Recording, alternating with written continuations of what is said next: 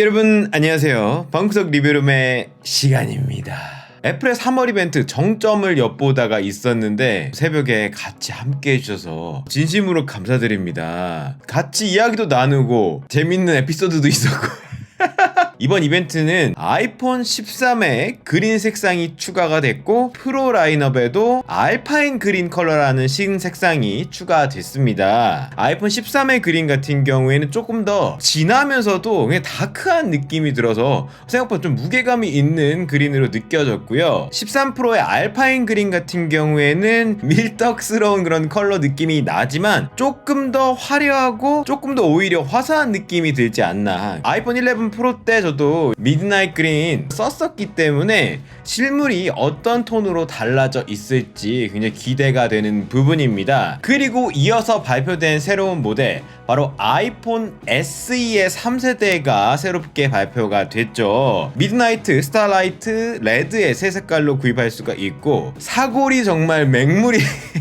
작년 디자인을 그대로 또 유지를 했습니다. 사실 뭐 좋게 말하자면 터치 ID 그리고 이 정겨운 디자인 선호하시는 분들 있지만 여전히 레티나 HD 디스플레이에 이 아이폰 8 스타일이 식상한 감이 드는 건 어쩔 수 없을 것 같네요. 하지만 껍데기는 똑같지만 내부가 파워업됐다는 거죠. 최신 아이폰 시리즈와 동일한 A15 바이오닉 칩셋을 탑재한 좀 이거 언밸런스한 것 같은데 그런 성능을 맛볼 수가 있습니다. 그리고 5G 사양으로 셀룰러 사양이 업데이트가 되어 있는데 이전부터 사실 SE 사용자들의 불만점들은 배터리가 충분하지 못하다라는 이야기들이 꾸준히 나왔었는데 이 5G까지 들어가게 되면은 배터리 사용성이 부족하지 않을까라는 일단 염려는 듭니다. 하지만 스펙적으로는 일단 동영상 시청 시간이 2시간 늘었다고는 하고 있는데 어쨌거나 이런 성능의 파워업에 힘입어서 이 싱글 카메라 사양의 카메라는 그대로 유지가 되지만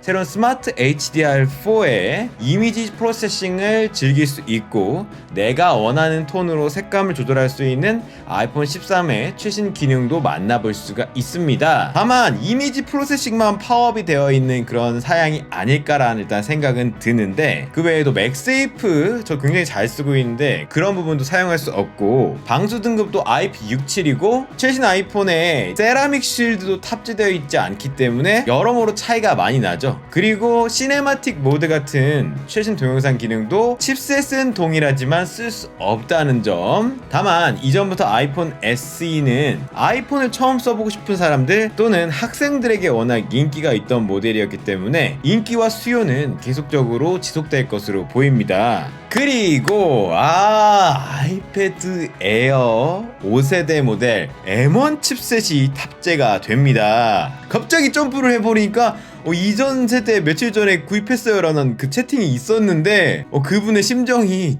확 느껴지더라고요.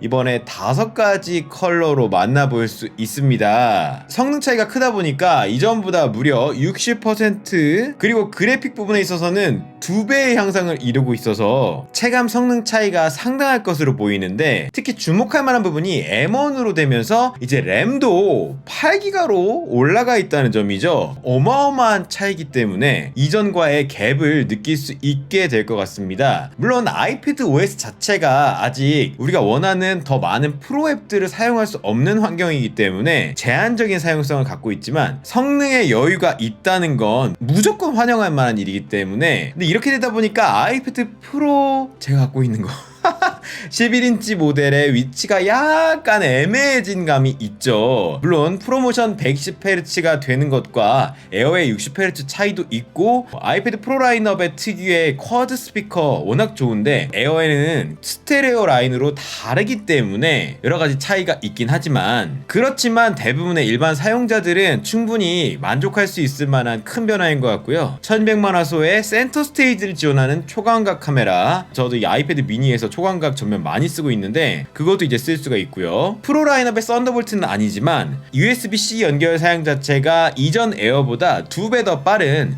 USB 3.1 2세대 사양으로 되어 있기 때문에 이런 부분도 실속 있게 파워업이 되어 있습니다. 그리고 5G 셀룰러도 사용이 가능하기 때문에 에어의 파워업을 기다리시는 분들에게 반가운 변화가 될 것 같습니다. M2라는 게 나올까 했는데 M2가 아니라 M1 Ultra 울트라를 발표했습니다. 애플 실리콘을 준비할 때부터 얼마나 애플이 큰 그림을 그리고 있었는지가 드러나는 대목이었는데, 제가 쓰고 있는 맥북도 M1 Max 칩셋인데 요거에 사실 알고 보면 다른 M1 Max를 연결할 수 있는 구조를 미리 만들어 놨던 거죠. 그래서 새로운 울트라 퓨전 아키텍처라는 걸 이용해서 M1 Max를 두 개를 연결해서 한 장의 칩처럼 사용할 수 있게 설계를 했다고 합니다. 그래서 새롭게 탄생한 M1 Ultra가 어마어마하게 거대해요. 20코어 CPU에 64코어 GPU, 뉴럴 엔진도 32코어로 2배 진짜 파워업이 되어 있고요. 그래픽 통합 메모리도 128기가까지 이렇게 확장이 됩니다. 정점을 엿보다라는 이름이 여기에 들어간 대목이라고 볼 수가 있는데요. 16코어 다른 CPU보다 이 전성비를 역시 또한 강력하게 내세우고 있고요. 항상 매년 너무 애플은 수치가 이렇게 거대해지니까 놀랍긴 한데, 이러한 새로운 성능을 만나볼 수 있는 맥 스튜디오를 발표했습니다. 이렇게 위로 올라간 맥미 같은 느낌인데 저는 개인적으로 차납이라고 아세요? 이렇게 쌓고 갖고 다닐 수 있을 것 같은, 분명히 100% 요거 들고 다닐 수 있는 차납 케이스 나올 겁니다. 네.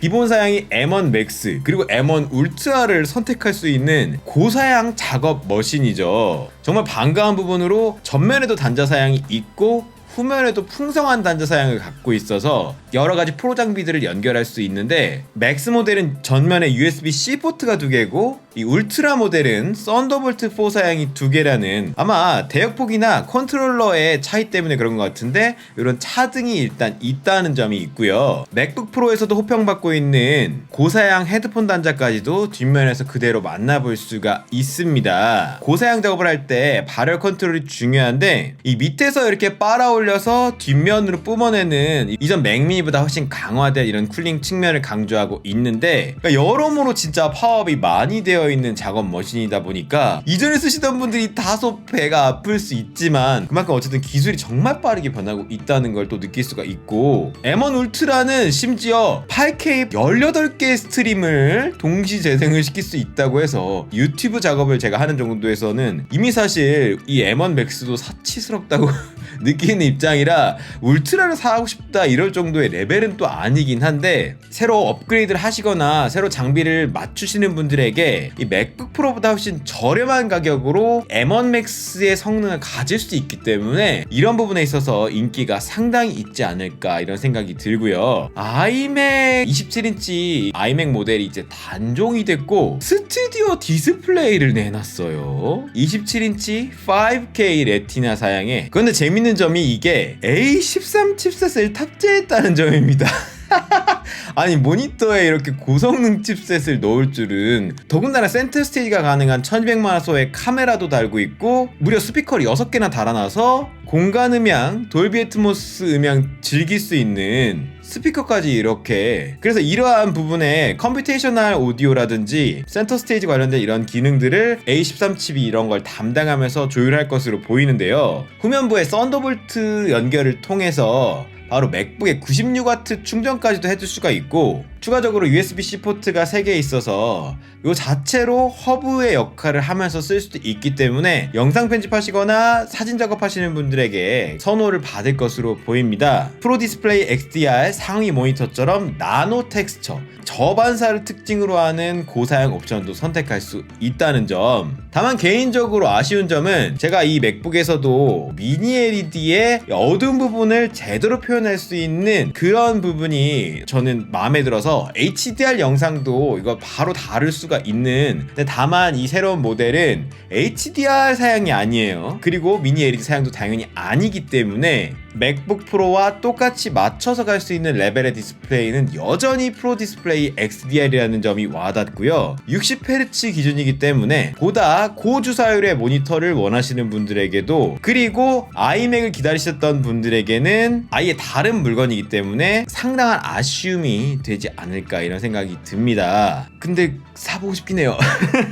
그리고 애플이 차후를 기약하는 멘트를 했습니다. 앞으로 또 쏟아질 또 괴물 머신 기다려보면 좋을 것 같고요. 그리고 마지막으로 새로운 색상의 요 맥 주변 기기 컬러도 선보였습니다. 요것도 한번 체크해보시면 더더욱 재밌을 것 같습니다. 그리고 마지막으로 새로운 OS 업데이트 기다리고 계시죠? iOS 15.4 같은 경우에 RC 버전 최종 릴리즈 직전의 버전이 새벽에 나왔습니다. 조금만 더 기다리시면 이 마스크 쓰고 페이스 아이디 할 수 있을 것 같습니다. 관련해서 변화된 점 자세하게 또 영상으로 풀어드릴 예정이니까요. 그 부분도 기대해 주시기를 바랍니다. 이제 또 실물 또 구해와서 또 즐겁게 올해도 풀어갈 거니까 많은 사랑과 응원 부탁드립니다. 안녕.